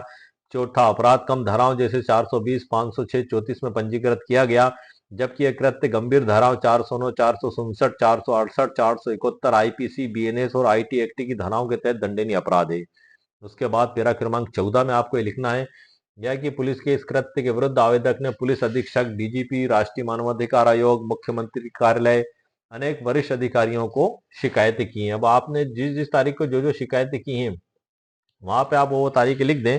मैंने काल्पनिक तारीख लिखी थी मगर मैं उसको भी हटा के डेश कर देता हूं ताकि आपको समझ में आ जाए। अब इसमें थोड़ा सा जो हमने बताया था कि अपराधी एक, अपराध की शैली एक, अपराध का तरीका एक, कंपनी के एजेंट बन के धोखाधड़ी करके पैसे ठगना और बाद में धमकाना, और एफआईआर 3 एक ही अपराधी पर, मतलब 5 अपराधी हैं और एक ही तरीके का अपराध किया और 3 एफआईआर हैं, तो उनका वो रिकॉर्ड भी हमने इसमें लिखा है जज साहब को बताने के लिए। 15वें पेरे में क्या लिखना है यह कि आरोपीगण आदतन अपराधी हैं। आरोपीगण शाह ई और वाह पर पूर्व में भी 8,60,000 और 2,37,500 की धोखाधड़ी के 3 अन्य मामले एफआईआर और थाने में सर आपको यह जगह आपके हिसाब से लिख देना है, निर्देश कर देता हूं मैं, थाने पर दर्ज है। ये सर हमने जगह छोड़ दी, इसमें एफआईआर दर्ज है। ये हो गया हमारा पेरा क्रमांक 15। पेरा क्रमांक 16 पे आते हैं हम। यह कि पूर्व के एक मामले में आरोपी ई को, आरोपी ई एक काल्पनिक नाम है, जमानत तब मिली जब उसने न्यायालय के बाहर पीड़ित को संपूर्ण राशि अदा की, संपूर्ण अदा की तथा पीड़ित राशि व अन्य को धोखाधड़ी से ली गई राशि लौटाई तथा पीड़ित द्वारा लिखित में शपथ दिया गया कि मुझे अब आरोपी की जमानत में कोई आपत्ति नहीं है, तब आरोपी की जमानत कोर्ट द्वारा स्वीकार की गई। और जो एडीजे साहब ने स्वीकार की थी उनके आदेश पत्री का, एफआईआर की प्रमाणित कॉपी, ये सब भी इस याचिका के साथ लगाया गया है ताकि जज साहब को पता लग सके कि हाँ एक एफआईआर रिकॉर्ड पे है, दूसरी थाने में विचाराधीन है और तीसरी ये है, अपराधी यही है, इन्हीं के ऊपर 3 एफआईआर है। मतलब आप इसको या तो ऐसे भी कह सकते हैं कि इन्हीं अपराधियों के द्वारा 3 लोगों के साथ धोखाधड़ी की गई है और पुलिस ने उन 3 धोखाधड़ियों में से जो है कि एक को गंभीर प्रकृति का माना और बाकी को साधारण प्रकृति का मान के क्लीन चिट दे दी। तो माननीय न्यायालय के समक्ष हमने 175(3) में आवेदन पेश किया। इसमें अंत में आएगा सर निवेदन और प्रार्थना। अतः श्रीमान से विनम्र निवेदन है कि न्याय हित में थाना प्रभारी, आपको यह मैं डेश करके सर जगह छोड़ देता हूं कि जो भी आपकी जगह है, आपका थाना है पूरे ऑल इंडिया में, आप उस हिसाब से लिख सकते हैं। तो निम्न निम्न बिंदुओं पर भारतीय नागरिक सुरक्षा संहिता 2023 की धारा 175 के तहत तत्काल एफआईआर दर्ज कर निष्पक्ष इन्वेस्टिगेशन किए जाने का आदेश दिया जाए। नंबर 1, आरोपी संख्या 4 आ और आरोपी संख्या 5 रा एयरटेल्स के विरुद्ध एफआईआर दर्ज कर अनुसंधान किया जाए, क्योंकि वे भी अपराध में समान रूप से शामिल हैं। दूसरी प्रार्थना है इसमें, अपराध में कम धाराएं जैसे कि 420, 506, 34 लगाई गई हैं, अतः पुलिस को आदेश दिया जाए कि वो 28 लाख की राशि जब्त करें, सभी बैंक के खाते, दस्तावेज, कंपनी के दस्तावेज और अपराध में इस्तेमाल मोबाइल फोन जब्त करें और जांच के उपरांत बीएनएस, आईपीसी और आईटी एक्ट की सभी संबंधित धाराओं जैसे 409, 467, 468, 471 आदि का इजाफा करें और जो तब्दील हो गई है बीएनएसएस में वो उस हिसाब से वो लगा दें। हमने ऊपर प्रार्थना में लिखी दी वो धाराएं भी। इसके बाद तीसरे नंबर की प्रार्थना है हमारी, पुलिस को निष्पक्ष जांच करने और आरोपियों को संरक्षण न देने हेतु उचित निर्देश दिया जाए। चौथी, आरोपीगण को कठोरतम दंड से दंडित किया जाए। ये हमारी प्रार्थना हो गई सर। और उसके बाद दिनांक, हस्ताक्षर, परिवादी और वकील के हस्ताक्षर, और उसके बाद फिर हम आ जाते हैं इसके एफिडेविट पे। ये ड्राफ्ट का ये जो एफिडेविट है, हम इस पे आ जाते हैं सर। ये शपथ पत्र पे, शपथ पत्र में ऊपर वही न्यायालय का नाम, इसके साथ शपथ पत्र लगाना जरूरी है सर। 175(3) में स्पष्ट प्रावधान दिए गए हैं कि 175(3) का आवेदन मय शपथ पत्र के साथ पेश किया जाएगा और इसको पेश करने से पहले आपको थाना प्रभारी महोदय ने यदि कार्रवाई नहीं की तो एसपी साहब को लिखित में रजिस्टर्ड डाक से आपने सूचना भी देना जरूरी है। नेसेसरी प्रावधान है, यदि आप ये नहीं करेंगे तो ये चलने योग्य नहीं माना जाएगा। उसकी इसके साथ आपको उनकी कापियां भी लगाना है। थाना प्रभारी महोदय को जो आवेदन दिया था उसकी प्राप्ति आवेदन की, दूसरा आपने जो पुलिस अधीक्षक महोदय को आवेदन दिया था टाइप करवा कर उसकी कॉपी, पोस्ट ऑफिस की रसीद और एक्नॉलेजमेंट रसीद जो प्राप्ति अभिस्वीकृति रसीद लौट कर आती है, ये सब आपको लगाना है। और उसके अलावा बैंक ट्रांजेक्शन, ये सारे रिकॉर्ड, सबूत, आरोपी गण के फोटो, पते, वो सारी डिटेल भी आपको इनके साथ लिखकर लगाना है। हम आगे चर्चा करेंगे उसमें। ये ऊपर उन्मान आएगा और अभियुक्त गण का नाम पता आ जाएगा और शपथ पत्र आवेदन पत्र अंतर्गत धारा 175(3) भारतीय नागरिक सुरक्षा संहिता के समर्थन में है। मैं पूरा नाम पता आ जाएगा। निम्नलिखित कथन करता हूं कि मैं शपथ पूर्वक सत्य कथन करता हूं कि मैं आवेदक परिवादी उपरोक्त पते का निवासी हूं और मैं शपथ पूर्वक सत्य कथन करता हूं कि अभियुक्त गण द्वारा कंपनी के एजेंट बनकर झूठ बोलकर आपराधिक षड्यंत्र रचकर मेरे साथ 28 लाख की धोखाधड़ी और ठगी की गई है। मैं शपथ पूर्वक सत्य कथन करता हूं, ये सर 175(3) के समर्थन में लगने वाला शपथ पत्र है जो मैं आपको पढ़ के बता रहा हूं। मैं शपथ पूर्वक सत्य कथन करता हूं कि उक्त धोखाधड़ी की रिपोर्ट मेरे द्वारा थाने में दर्ज की गई है। वो थाना आपका सर जो भी है वो थाना आप यहाँ पे आपका थाना लिख लें, मैं निर्देश कर देता हूँ। मैंने काल्पनिक नाम लिख दिया था, किंतु मेरे पुलिस द्वारा आ और रा जो अपराध में स्पष्ट रूप से शामिल है के विरुद्ध एफआईआर दर्ज नहीं की जा रही है और न ही सही ढंग से अनुसंधान किया जा रहा है। इसी कारण यह आवेदन माननीय न्यायालय में प्रस्तुत करना आवश्यक है। शपथ पत्र का पेरा क्रमांक 4 होगा सर हमारा। मैं शपथ पूर्वक सत्य कथन करता हूं कि पुलिस से मुझे जानकारी प्राप्त हुई कि अभियुक्त गण द्वारा मेरे 27 लाख रुपए उक्त बैंक खाते से हस्तांतरित कर दिए गए और हस्तांतरित करके कहीं और ट्रांसफर किए गए, हस्तांतरित करके ट्रेवल्स के बैंक खाते में जमा करवा दिए। काल्पनिक नाम लिखा रा मैंने इसमें। यह स्पष्ट आपराधिक न्यास भंग और धोखाधड़ी का मामला है और मेरे 28 लाख अभी भी अभियुक्त गण के कब्जे में है, किंतु पुलिस द्वारा ना तो राशि जब्त की गई और ना ही खातों की कोई जांच की जा रही है, जिससे अपराधियों को संरक्षण प्राप्त हो रहा है और मेरे साथ अन्याय हो रहा है। यह उसका शपथ पत्र का पेरा क्रमांक 5 इस प्रकार से है कि मैं शपथ पूर्वक सत्य कथन करता हूं कि पुलिस इस अनियमितता और निष्क्रियता के विरुद्ध मेरे द्वारा दिनांक, सर मैं जगह छोड़ देता हूं, ये काल्पनिक दिनांक मैंने लिख दी थी लेकिन काल्पनिक दिनांक की बजाय मैं यहाँ पे डेट कर देता हूं ताकि आप समझ सकें। एवं अन्य तिथियों को वरिष्ठ पुलिस अधिकारियों को शिकायत की, 181 पे फोन लगाया और वहां से भी कोई कार्रवाई नहीं हुई। इस कारण माननीय न्यायालय में आवेदन प्रस्तुत करना आवश्यक हुआ है।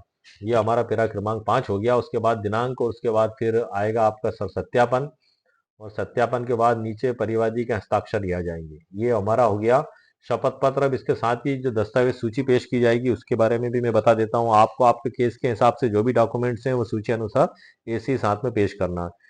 ऊपर वही न्यायालय का नाम, दिनांक, प्रकरण क्रमांक, यूएनसीआर में नंबर दर्ज होता है सर। ये शुरू में डायरेक्ट प्रकरण नहीं दर्ज होता है, हमारे पक्षकार का भी यूएनसीआर में दर्ज हुआ था।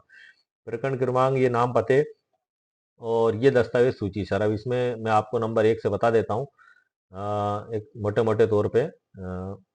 ये नंबर 1 है। इसमें आवेदक के बैंक खाते, 27 लाख की आरटीजीएस बैंक ट्रांसफर की रसीद, चेक की प्रति और उसका फॉर्म, एक तो ये हो गया। दूसरा, 1 लाख रुपए आरोपी शाह के खाते में गूगल पेमेंट के माध्यम से भेजे, उसका स्क्रीनशॉट और बैंक ट्रांजैक्शन की उसकी कॉपी स्टेटमेंट की। तीसरा है पुलिस द्वारा एफआईआर दर्ज करने के संबंध में जो एफआईआर दर्ज की गई थी, मैं निर्देश कर देता हूँ। काल्पनिक नाम मैंने इसमें लिखा था। पुलिस थाना में दर्ज एफआईआर नंबर, दिनांक सर जो भी हो आपकी, आप आपके हिसाब से लिख दें। ये सब मैंने काल्पनिक इसमें लिखी थी, मगर मैं निर्देश कर रहा हूँ मैं, ताकि आपको समझने में आसानी हो जाए कि 28 लाख की धोखाधड़ी से संबंधित। उसके बाद पुलिस थाने में जो थाना जो भी हो सर, यहाँ आप वो कागज इसमें पेश करना है। और उसके बाद पुलिस थाने में जो एक 8,60,000 रुपये के संबंध में जो इंफॉर्मेशन दी गई थी, उसकी एफआईआर की कॉपी और संबंधित न्यायालय की आदेश पत्रिका, वो आपको लगा देना है। आपके केस में आप आपके हिसाब से लगा दें, मैं एक उदाहरण के तौर पे ले रहा हूँ। और पीड़ित श्री का नाम अपन ने इसमें छोड़ दिया है। 2 लाख की ठगी के संबंध में पुलिस में दी गई रिपोर्ट की कॉपी, तो आप उसको भी यहाँ पे मैंने निर्देश कर दिया है, ये ताकि आप इसको समझ सकें ये पूरा। उसके बाद छठे नंबर पे शाह द्वारा 27 लाख रुपए जमा करवाने हेतु दिए गए बैंक खाते की जानकारी प्राप्त होने की अभिस्वीकृति रसीद, व्हाट्सएप इलेक्ट्रॉनिक संदेशों की कॉपी। और अभियुक्त द्वारा जो कंपनी के नाम से धोखाधड़ी की गई, तो वो जो भी कंपनी के नाम से की गई, तो यहाँ वो आप नाम लिख दें, या दूसरे तरीके से की गई हो, कोई जरूरी नहीं है कि कंपनी के नाम से की गई हो। जिस भी आधार पर जिस भी तरीके से की गई हो, तो वो दस्तावेज आप यहाँ पे लगा दें। उसके बाद वरिष्ठ पुलिस अधिकारियों को जो शिकायतें की थी, रजिस्टर्ड डाक से आवेदन भेजे थे, उनकी कॉपी, पोस्ट ऑफिस की रसीदें और दिनांक को विभिन्न पुलिस अधिकारियों को जो भी ईमेल के जरिए भेजी, तो उसकी कॉपी, और ऑनलाइन आवेदनों की कॉपी, चेक क्रमांक की कॉपी जो व्हाट्सएप पर भेजा गया था, और अन्य दस्तावेज यदि आवश्यक हो तो न्यायालय में विचारण के दौरान प्रस्तुत किए जाएंगे। अंत में फिर वहां पे परिवादी का नाम हस्ताक्षर, नीचे वकील साहब का नाम हस्ताक्षर, नाम पते शॉर्ट में लिखना है उसके बाद। और साक्ष्य नंबर 1, जो भी उनका एड्रेस हो आप लिख दें। ये मैंने सब जगह निर्देश कर दिया है, ताकि आपको पता लगे कि हाँ यहाँ पे हमें एड्रेस लिखना है। पुरुष है। उसके बाद दूसरा, तीसरा साक्षी, चौथा साक्षी और पांचवा साक्षी में हमने बैंक मैनेजर महोदय जो आरोपी की खाते से संबंधित है, उनका भी नाम लिख दिया है, ताकि आवश्यकता पड़ने पर उनको भी तलब किया जा सके। बैंक मैनेजर महोदय वादी के खाते का, जहां से उन्होंने आरटीजीएस किया था 27 लाख का, उनके भी बैंक मैनेजर को हमने इसमें गवाह में बनाया है, ताकि उनकी भी गवाह करवाई जा सके। और जिन दोनों खातों में प्राप्त हुए, उनको भी तलब करवाए जा सके। थाना प्रभारी महोदय को भी इसमें गवाह में लिखा है, ताकि उनसे भी पूछताछ की जा सके इस संबंध में। और अन्य साक्षी यदि न्यायालय द्वारा आवश्यक समझा गया हो, तो न्यायालय की अनुमति से पेश किए जाएंगे। और नीचे जो है कि दस्तखत, हस्ताक्षर परिवादी, उसके साथ में न्याय दृष्टांत सूची पेश की जाएगी सर। न्याय दृष्टांत सूची में बहुत से न्याय दृष्टांत हैं, मैं खास खास आपको बता देता हूँ। ललिता कुमारी बनाम उत्तर प्रदेश सरकार एवं अन्य 2014 टू एचसीसी दिनांक 12 नवंबर 2013 का है। सुरेश चंद्र बनाम मध्य प्रदेश राज्य एवं अन्य आईआर 2001 एससी 571 दिनांक 10 जनवरी 2001 का है। विनय त्यागी का है सर एक, और एक है सुधा रंजन मोहंती का है। ये कुछ जजमेंट है जो इसी से रिलेटेड है, जिसमें बताया गया है कि इस प्रकार के मामलों में एफआईआर दर्ज करके इन्वेस्टिगेशन प्रारंभ किया जाए। और जज साहब के समक्ष ये सारे डॉक्यूमेंट्स पेश हो गए। आवेदन हो गया 175(3) का, शपथ पत्र हो गया, दस्तावेज सूची हो गई, साक्ष्य सूची हो गई, और जो है कि न्याय दृष्टांत सूची भी हो गई। तो ये सारे मुकम्मल ड्राफ्टिंग सर मैंने आपको बता दी है, ताकि यदि आपके साथ भी ऐसी स्थिति आ जाती है कि पुलिस के द्वारा आपकी एफआईआर लिखने से मना कर दिया जाता है, और आप दुखी और आहत बैठे हुए हैं घर में, आप बड़े मायूस और परेशान हैं, और आपकी एक बहुत बड़ी रकम इस प्रकार के ठग और बेईमान लोगों के द्वारा हड़प ली गई है, और वो ये सोच रहे हैं कि ये फरियादी कब हिम्मत हार कर बैठ जाए और ये पूरे पैसे हमारे हो जाएं। तो इसीलिए सर मैंने मोटिवेशनल लाइन भी की है कि कोशिश करने वालों की कभी हार नहीं होती, लहरों से डरकर नौका पार नहीं होती। नन्ही चींटी दाना लेकर चढ़ती है, चढ़ती दीवारों पर 100 बार फिसलती है। चढ़कर गिरना, गिरकर चढ़ना ना करता है, मेहनत उसकी बेकार नहीं होती। कोशिश करने वालों की कभी हार नहीं होती। असफलता एक चुनौती है, देखो और स्वीकार करो। क्या कमी रह गई, देखो और सुधार करो। संघर्ष का मैदान छोड़कर मत भागो, तुम कुछ किए बगैर ही जय जयकार नहीं होती। कोशिश करने वालों की कभी हार नहीं होती। गोताखोर सिंधु में जाता है, जा जाकर लौट कर खाली हाथ आता है। मुट्ठी उसकी हर बार खाली नहीं होती। कोशिश करने वालों की कभी हार नहीं होती। असफलता एक चुनौती है, इसे स्वीकार करो। क्या कमी रह गई, देखो और सुधार करो। संघर्ष का मैदान छोड़कर मत भागो, तुम कुछ किए बगैर ही जय जयकार नहीं होती। कोशिश करने वालों की कभी हार नहीं होती। ये मैं इसलिए कह रहा हूँ सर, क्योंकि जिसके साथ ये हादसा होता है उसकी मनोदशा बड़ी परेशानी भरी होती है, क्योंकि वो मुलजिम तो अय्याशी का और ऐश का जीवन जी रहे हैं, उनको तो हराम की कमाई उनके हाथ में आ गई। वो तो उन पैसों को उड़ाने में और खर्च करने में खुशी खुशी घूम रहा है, इसलिए इधर इसका जो पैसा गया ये गमजदा होकर रह रहा है हमारा पक्षकार। तो ऐसी स्थिति में किसके भी साथ ऐसी घटना हो सकती है, और इस प्रकार के हजारों ठगी की वारदातें होती हैं। तो सबको जागरूक करने के मकसद से भी ये मैंने घटना बताई है, ताकि आप भी सचेत रहें, जागरूक रहें, और जीवन में आप इस प्रकार के किसी पे भी भरोसे ना करें। यदि आपका कोई परिचित भी है और आपको लगता है कि ये गलत लोगों के साथ है, तो आप उसको ताकीद कर दें, समझा दें कि तू इन लोगों का साथ छोड़ दे, ये सब बेईमान और गलत रास्ते पर है, और अगर वो नहीं मानता है, उनका साथ नहीं छोड़ता है, तो फिर आप उसे छोड़ दें। और ऐसे लोगों पर आप विश्वास ना करें, क्योंकि ये किसी के सगे नहीं होते हैं। जब इनको पैसा लेना होता है तो आपके पास 10 बार आते हैं, 50 फोन लगाते हैं, और ऐसी बात करते हैं जैसे आपके सगों से भी ये सगे हैं। और जब आपसे पैसा ले जाते हैं तो ऐसा मुंह फेर लेते हैं कि आपको जानते ही नहीं। तब आपको पता लगता है कि अरे ये कैसे धोखेबाज लोग थे, जब पैसा लेना की जरूरत थी तो मेरे पास तो 10-10 चक्कर ये लगा रहे थे, 50 फोन लगा रहे थे, मीठी मीठी बातें कर रहे थे, और अब तो मेरे फोन भी नहीं उठा रहे हैं, और ना तो मेरे पास आ रहे हैं, और पैसे मांगने पे मुझसे लड़ाई झगड़ा करके मारने पीटने की धमकी दे रहा है। तो अब आपकी आंखें खुलती हैं कि अरे मैं किन चोर बदमाश और ठगों के चक्कर में फंस गया। लेकिन ठीक है सर, अब धोखा हो गया, गलती हो गई आपसे, तो आप उसमें फिर कानूनी रास्ते को अपनाएं, और ऊपर वाले पर सर आप भरोसा रखें, क्योंकि ऐसे मामलों में उसी की मदद सबसे बड़ी होती है, और अपराधियों को सजा जरूर मिलती है, और फरियादी को उसका पैसा भी जरूर प्राप्त होता है। तो एक मैंने प्रैक्टिकली उदाहरण आपको बताया था कॉन्जेबल ऑफेंस का, कि हम यदि थाना प्रभारी महोदय के द्वारा उसमें एफआईआर दर्ज नहीं की जा रही है, तो हम आगे क्या कार्रवाई कर सकते हैं। तो उसकी पूरी ड्राफ्टिंग की जानकारी मैंने आपको बता दी। थोड़ा ई बुक से भी सर मैं आपको परिचित करा देता हूँ। तो सर मैं परिचित करा दूं, पुलिस के खिलाफ कोर्ट से एफआईआर का आदेश कैसे लें, BNSS 2023 धारा 175 3 की अर्जी और ड्राफ्टिंग सीखें, ये हमारी ई बुक का टाइटल है। और इसी में आगे सर डिस्क्लेमर भी दी हुई है, और उसके बाद प्रस्तावना भी है। डिस्क्लेमर का मतलब है सर, ये कोई दावा जीतने हारने की गारंटी वाला मुकदमा नहीं है, ना कोई इसमें है ऐसा कुछ, ना मेरे द्वारा। एक खाली जागृति के लिए, एक शैक्षणिक जागृति के उद्देश्य से इसको तैयार किया गया है। और वीडियो भी इसलिए तैयार किया गया है ताकि एक आम व्यक्ति भी इन कानूनी जानकारी को सीख कर, समझ कर उसके जीवन में उपयोग कर सके। और उसको उपयोग करने से पहले भी आप आपके वकील साहब से जरूर सलाह मशवरा करिएगा, आपके जो भी कानूनी विशेषज्ञ हैं, क्योंकि वो कानून कैसे अप्लाई होगा ये आपको वही बताएंगे, क्योंकि हर केस की परिस्थिति और कंडीशंस अलग अलग होती है। इसलिए मेरे द्वारा दी गई जानकारी को आप फॉलो करने से पहले आपके वकील साहब से जरूर सलाह मशवरा कर लें।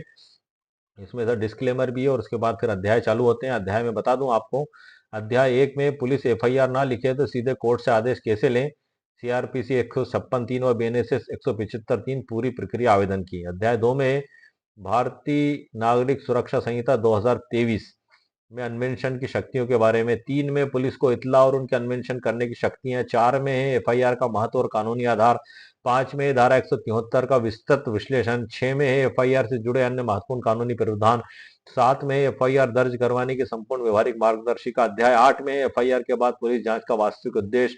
अध्याय 9 में आम जनता के लिए एफआईआर दर्ज करवाने की संपूर्ण व्यवहारिक मार्गदर्शिका में एफआईआर ड्राफ्ट। अध्याय 10 में एफआईआर क्या होती है, बहुत सरल भाषा में। अध्याय 11 में जीरो एफआईआर क्या है, कब और कैसे दर्ज होती है, BNSS 2023 धारा 173 की संपूर्ण व्याख्या। ये इतने अध्याय है सर, और इन्हीं की डिटेल इसमें दी गई है, जो मैंने इसी में से आपको जानकारी भी दी है। ये सब ये मैंने आपको परिचित भी इसलिए कराया है कि ये आपको यदि इसकी आवश्यकता महसूस होती है तो आप इसको खरीद भी सकते हैं। 199 रुपीज़ कीमत इसकी मेरे द्वारा रखी गई है, और इसकी लिंक इसी वीडियो के नीचे डिस्क्रिप्शन बॉक्स में मेरे द्वारा दे दी गई है। ई बुक डाउनलोड लिखा दिखाई देगा, उसके आगे लिंक दिखाई देगी। जब आप उस पर क्लिक करेंगे तो भुगतान का ऑप्शन आएगा। जैसे ही आप 199 रुपीज़ का भुगतान करेंगे तो आपकी ईमेल आईडी पर ये डाउनलोड के रूप में, मैसेज के रूप में प्राप्त होगी। डाउनलोड आपको लिखा दिखाई देगा। जैसे ही आप डाउनलोड पर क्लिक करेंगे, ये आपके मोबाइल फोन पर डाउनलोड हो जाएगी, कंप्यूटर पर, स्मार्टफोन पर या मोबाइल फोन पर। और आप इसको वहीं पढ़ भी सकते हैं। यदि आपको आवश्यकता महसूस हो तो आप फोटो कॉपी भी आप इसकी करवा लें। ये एक पीडीएफ है, इसको ना तो किसी कोर्ट में पेश किया जा सकता है, ना ही किसी अदालत में पेश किया जा सकता है, ना ही किसी सरकारी दफ्तर में। ये व्यक्तिगत उपयोग की है, लेकिन इसके अंदर जो महत्वपूर्ण जानकारियां, जो कानून, जो साइटेशन दिए गए हैं, उनका उपयोग आप कोर्ट में जज साहब के समक्ष कर सकते हैं। उनके ओरिजिनल बुक में पेश कर सकते हैं, और साइटेशन के ओरिजिनल बुक आप कोर्ट में पेश कर सकते हैं, क्योंकि यहीं से आपको एक बाउंस मिलता है सर वहां तक पहुंचने का, आपके प्रॉब्लम के सॉल्यूशन का। अगर ये नहीं होगी आपके पास, तो इन सब चीजों के कॉम्बिनेशन को आप कहाँ ढूंढेंगे। ये आपको घर बैठे 199 रुपीज में प्राप्त हो रही है, ताकि ये हो सकता है कि लाखों लोगों की, करोड़ों लोगों की समस्या को भी ये सॉल्व कर सके। जरूरी नहीं है कि किसी एक व्यक्ति के लिए, ये हजारों लाखों लोगों की समस्या हो सकती है जो जूझ रहे हैं इस बात से कि उनकी एफआईआर थाने पर नहीं लिखी जा रही है और मायूस होकर वो घर बैठे हैं। तो उनके सामने भी ये एक कानूनी उपचार मौजूद है, 175 की उपधारा 3 भारतीय नागरिक सुरक्षा संहिता, इसमें महत्वपूर्ण कानूनी प्रावधान ये दिए गए हैं। इसका इस्तेमाल करके आप भी कोर्ट से आदेश करवाकर एफआईआर दर्ज करवाने का आदेश कर सकते हैं। ये एक गाइडलाइन है, एक सूचना मात्र है। इसमें किसी भी प्रकार से, इसमें आप अमल करने से पहले आपके वकील साहब से जरूर सलाह मशवरा कर लें। कुछ जानकारियां सर मैं आपको और दे दूं कि जो मैंने पहले वीडियो अपलोड किए हैं उसकी थोड़ी सी जानकारी दे दूं मैं, कि चार्जशीट के बाद जांच बीएनएसएस 193 की उपधारा 9 फर्दर इन्वेस्टिगेशन की 10 दिन की नई सीमा क्या है। एक वीडियो सर मैंने इस पर अपलोड किया है। दूसरा है आम जनता के लिए एफआईआर दर्ज करवाने की संपूर्ण व्यवहारिक मार्गदर्शिका, एफआईआर ड्राफ्ट, इस पे भी सर मैंने वीडियो अपलोड किया है। क्या एफआईआर के बाद पुलिस क्लोजर रिपोर्ट दे सकती है? जब गवाह सबूत मौजूद हो तो क्या करना चाहिए, इस पे भी मैंने वीडियो अपलोड कर चुका हूँ। पुलिस एफआईआर ना लिखे तो सीधे कोर्ट से आदेश कैसे लें, इस पे भी मैं अपलोड कर चुका हूँ। और ये वीडियो में मैंने विशेष तौर से इसी टॉपिक की ड्राफ्टिंग के लिए सर आपके लिए तैयार किया है। और एक और मैं महत्वपूर्ण जजमेंट बता दूं, सर्वोच्च न्यायालय का है सर, भगवत सिंह विरुद्ध कमिश्नर ऑफ पुलिस 1985, मैंने पिछली वीडियो में भी बताया है। इसमें 3 बातें बताई गई हैं। नंबर 1 है कि क्लोजर रिपोर्ट दाखिल होने पर शिकायतकर्ता को सुना जाना अनिवार्य है। दूसरा है अदालत क्लोजर रिपोर्ट मानने के लिए बाध्य नहीं है। तीसरा है अदालत के पास समनिंग का भी अधिकार है। ये बड़ा महत्वपूर्ण मामला है सर, इसमें बताया गया है। और पुलिस जब अनुसंधान पूरा कर लेती है तो या तो चार्जशीट, जिसे हम कहते हैं चालान, पेश करती है या क्लोजर रिपोर्ट पेश करती है। क्लोजर रिपोर्ट पे आप आपत्ति कर सकते हैं प्रोटेस्ट पिटीशन लगाकर, 193 की उपधारा 9 के तहत फर्दर इन्वेस्टिगेशन का आवेदन लगाकर उसको निरस्त कराने की मांग भी आप कर सकते हैं। और यदि आपका मामला पूरा स्ट्रांग और मजबूत है तो आपको सफलता भी मिलती है। ऐसा नहीं है कि आपको हर जगह यह सफलता मिले। तो ये सभी जानकारियां सर मैंने दी हैं। पुलिस के खिलाफ कोर्ट से एफआईआर का आदेश कैसे लें, ये जो आज के वीडियो में सर मैंने बताया है, ये सभी जानकारियां और भी बहुत कुछ जानकारियां सर डिटेल में मैंने पिछले वीडियो में दी हैं। सभी वीडियो मेरे चैनल पर अपलोडेड हैं। तो आज के वीडियो में सर मैंने आपको मुकम्मल कानूनी जानकारी 173 की उपधारा 5 बीएनएसएस 2023 पर दे दी है कि पुलिस यदि एफआईआर दर्ज ना करे तो कोर्ट में जज साहब के समक्ष आप किस प्रकार से इन्वेस्टिगेशन का आदेश करवा सकते हैं, एफआईआर दर्ज करने का आदेश आप करवा सकते हैं। उम्मीद है सर आपको मेरी जानकारी पसंद आई होगी। मेरी जानकारी को, मेरे वीडियो को आप लाइक भी करें, शेयर भी करें और सब्सक्राइब भी करें। ओके, शुक्रिया, थैंक यू सर।